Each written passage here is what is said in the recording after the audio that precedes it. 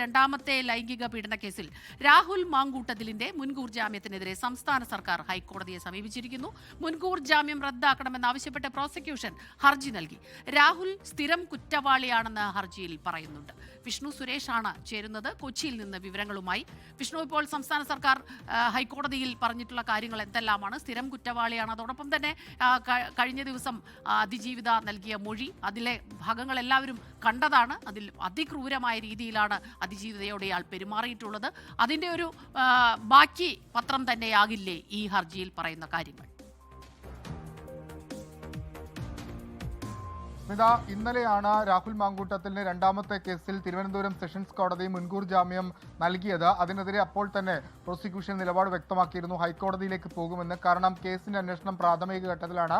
നിലവിൽ ഈ കേസിൽ രാഹുലിന് ജാമ്യം അനുവദിച്ചു കഴിഞ്ഞാൽ ഈ കേസ് അട്ടിമറിക്കപ്പെടാനുള്ള സാധ്യതയുണ്ട്, ഇരയെ അടക്കം ഭീഷണിപ്പെടുത്താനുള്ള സാധ്യതയുണ്ട് തുടങ്ങിയ കാര്യങ്ങളൊക്കെ ഇന്നലെ പ്രോസിക്യൂഷൻ പറഞ്ഞു. ഇന്ന് അല്പസമയം മുമ്പാണ് DGPയുടെ ഓഫീസിൽ നിന്ന് ഈ ഫയല് ഹൈക്കോടതിയിലേക്ക് നൽകിയിട്ടുള്ളത്. ഈ പെറ്റീഷൻ ഹൈക്കോടതിയിൽ ഫയൽ ചെയ്തിരിക്കുന്ന അപ്പീൽ നൽകിയിട്ടുള്ളത്. അതിൽ പ്രധാനമായും സംസ്ഥാന സർക്കാർ അല്ലെങ്കിൽ പ്രോസിക്യൂഷൻ ചൂണ്ടിക്കാണിക്കുന്നത്, ഒന്നിയാൾ സ്ഥിരം കുറ്റവാളിയാണ്, ഇയാൾക്കെതിരെ മറ്റൊരു FIR സമാനമായി നിലനിൽക്കുന്നുണ്ട്, അതിന്റെ മുൻകൂർ ജാമ്യാപേക്ഷ ഇതേ കോടതിയിലുണ്ട്. മറ്റൊന്ന്, ഈ സെഷൻസ് കോടതി പ്രോസിക്യൂഷൻ ഹാജരാക്കിയ തെളിവുകൾ പൂർണ്ണമായും പരിഗണിച്ചില്ല, അത് കേൾക്കാൻ തയ്യാറായില്ല തുടങ്ങിയ കാര്യങ്ങൾ വ്യക്തമാക്കിയിട്ടുണ്ട്. ഇയാളെ ഏതെങ്കിലും തരത്തിൽ, മൂന്നാമത്തെ കാര്യം, ഇയാളെ ഏതെങ്കിലും തരത്തിൽ ഇപ്പോൾ ജാമ്യം ലഭിച്ച് പുറത്തു വന്നാൽ കേസ് അട്ടിമറിക്കപ്പെടാനുള്ള സാധ്യതയുണ്ട്. കേസിന്റെ അന്വേഷണത്തെ അത് പ്രതികൂലമായി ബാധിക്കും. പ്രത്യേകിച്ച് വലിയ സ്വാധീനമുള്ള ആളാണ് രാഹുൽ മാങ്കൂട്ടത്തിൽ, രാഷ്ട്രീയ സ്വാധീനമുള്ള ആളാണ്, MLA ആണ്.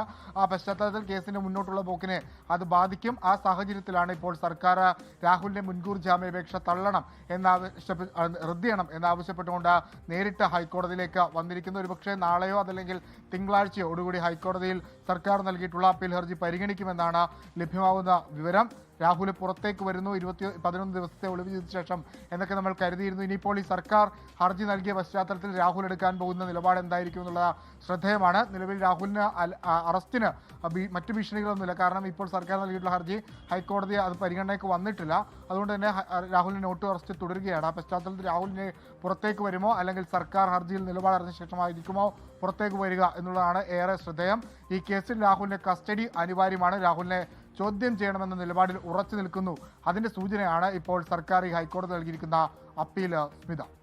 അതെ രാഹുൽ, വിഷ്ണു, ഇത് വളരെ ശ്രദ്ധേയമായ മറ്റൊരു കാര്യം, ഇത്രയും ദിവസം MLA ആയിട്ടുള്ള ഒരാൾ, അയാൾ ഇത്രയും ദിവസം ഒളിവിൽ കഴിയുന്നു, ഒരാൾക്കും എത്തിപ്പെടാൻ പറ്റാത്ത രീതിയിൽ ഒളിവിൽ കഴിയുന്നത്. ഒരു ജനപ്രതിനിധി ഇങ്ങനെ കഴിയണമെങ്കിൽ തീർച്ചയായിട്ടും അയാൾക്ക് അത്തരത്തിലുള്ള ബന്ധങ്ങൾ ഉണ്ടാകാം, മുൻകൂട്ടി ആസൂത്രണം ചെയ്ത പദ്ധതികൾ ഉണ്ടാകാം.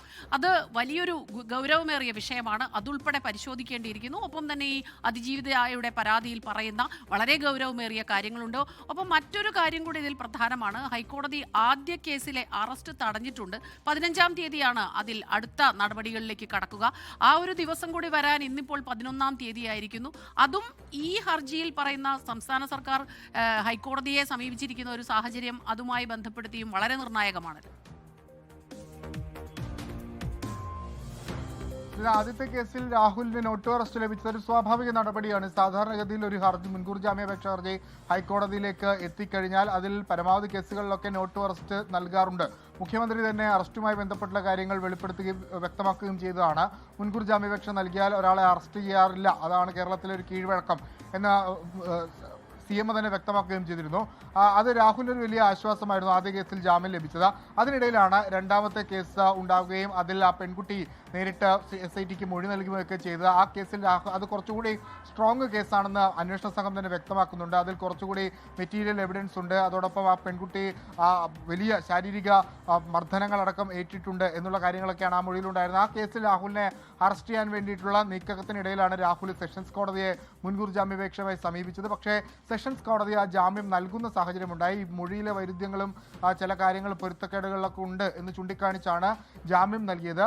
ആ കേസിൽ രാഹുൽ ജാമ്യം ലഭിച്ച് പുറത്തേക്ക് വന്നാൽ അത് ആ കേസിന്റെ മുന്നോട്ട് പോക്കിനെ വലിയ രീതിയിൽ ബാധിക്കും എന്ന അന്വേഷണ സംഘത്തിന് കൃത്യമായ ബോധ്യമുണ്ട്. ആ പശ്ചാത്തലത്തിലാണ് പ്രോസിക്യൂഷൻ ഏറ്റവും അടിയന്തരമായി തന്നെ ഇന്നലെയാണ് ജാമ്യം നൽകിയത്, ഇന്ന് തന്നെ ഹൈക്കോടതിയെ സമീപിക്കാനുള്ള ഒരു തീരുമാനത്തിന് കാരണം അങ്ങനെയാണ്. കേസ് അട്ടിമറിക്കപ്പെടാനുള്ള സാധ്യതയുണ്ട് രാഹുലിന് ജാമ്യം ലഭിച്ചാലെന്ന്, അത് ഒഴിവാക്കുക എന്ന ലക്ഷ്യത്തിലാണ് ഇപ്പോൾ കോടതിയിൽ മുൻകൂർ ജാമ്യാപേക്ഷ റദ്ദ് ചെയ്യണമെന്നാവശ്യപ്പെട്ട സർക്കാർ ഹർജി നൽകിയത്. അത് എപ്പോഴാണ് പരിഗണിക്കുക എന്ന കാര്യത്തിൽ വ്യക്തത വന്നിട്ടില്ല. നമ്മൾ DGP ഓഫീസുമായി ബന്ധപ്പെട്ടപ്പോൾ ഒരു പക്ഷേ നാളെ തന്നെ പരിഗണിച്ചേക്കാം എന്നാണ് അദ്ദേഹത്തിൽ നിന്ന് ലഭ്യമായ വിവരം.